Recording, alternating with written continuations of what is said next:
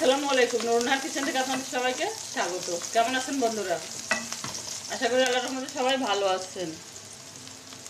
আপনাদের দোয়ায় আমিও ভালো আছি। বন্ধুরা, এখানে পেঁয়াজ কুচি, রসুন কুচি আর 2টা শুকনো মরিচ নিয়েছি।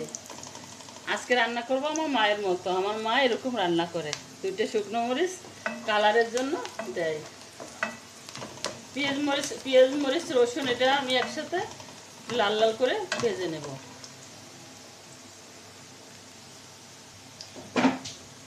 ভাজা হয়ে গেছে বন্ধুরা, এখন আমি তুলে নেব।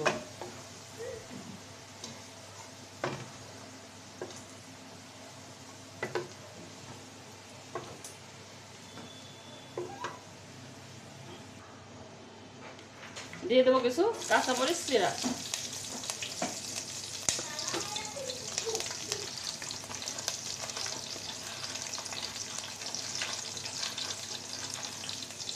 হলুদ লবণ মাখানো চিংড়ি মাছ।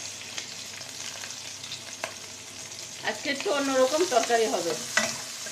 এই তরকারি দিয়ে অনেক বছর রান্না করি না।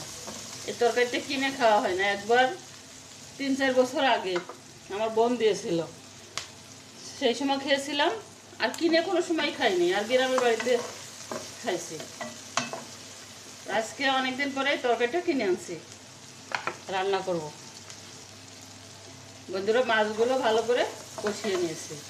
এখানে আমি কোনো মশলা ব্যবহার করিনি, বাটা মশলা দেব পরে। নিয়েছি আলু, এটাকে বলে, আমরা বলি মেটে আলু, অনেক এলাকায় বলে শাক আলু, মাছ আলু, গাছ আলু, এক এক দেশে এক এক রকম বলে। আমরা এটাকে বলি মেটে আলু। মেটে আলু দিয়ে চিংড়ি মাছ রান্না করব। এই আলুর সাথে শোল মাছও খুব ভালো যায়, শোল মাছ দিয়েও রান্না ভালো হয়। একটা তেজপাতাটা আমি ছিঁড়ে দিয়েছি। দিয়ে দেবো হলুদ,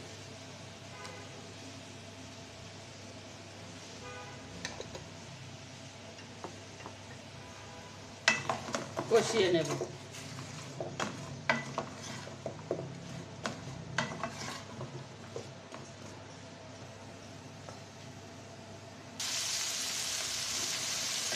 আলু তেলের উপর একটু ভাজা ভাজা করে নিলাম। এবার আমি পানি দিয়ে দেবো আলু সিদ্ধ হওয়ার জন্য।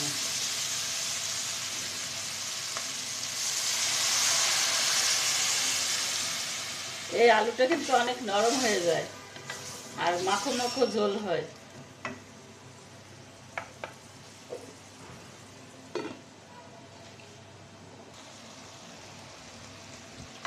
দেখেন পানিটা একদম শুকাই গেছে, এখন আলুগুলো সিদ্ধ হয়ে গেছে। এবার আমি ঝোল দিয়ে দেবো। আলুগুলো এই যে দেখাই, আলুগুলো কিরকম সিদ্ধ হয়েছে দেখেন, একদম সিদ্ধ হয়ে গেছে আলুগুলো। এবার ঝোল দিয়ে দেবো। এই ঝোলে একটু ঝোল বেশি দিতে হয়, শুকনো হয়ে যায়, আলুতে ঝোল টেনে যায়।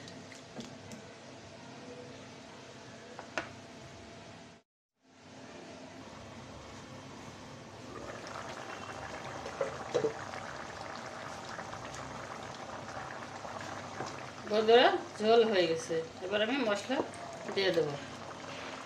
এখানে যে মরিচ পেঁয়াজ রসুন ভেজে রাখছিলাম, ওটা জিরে দিয়ে বেটে নিচ্ছি।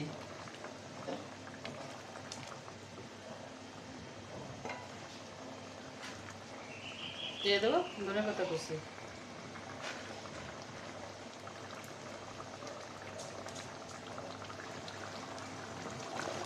বন্ধুরা, হয়ে গেছে রান্না।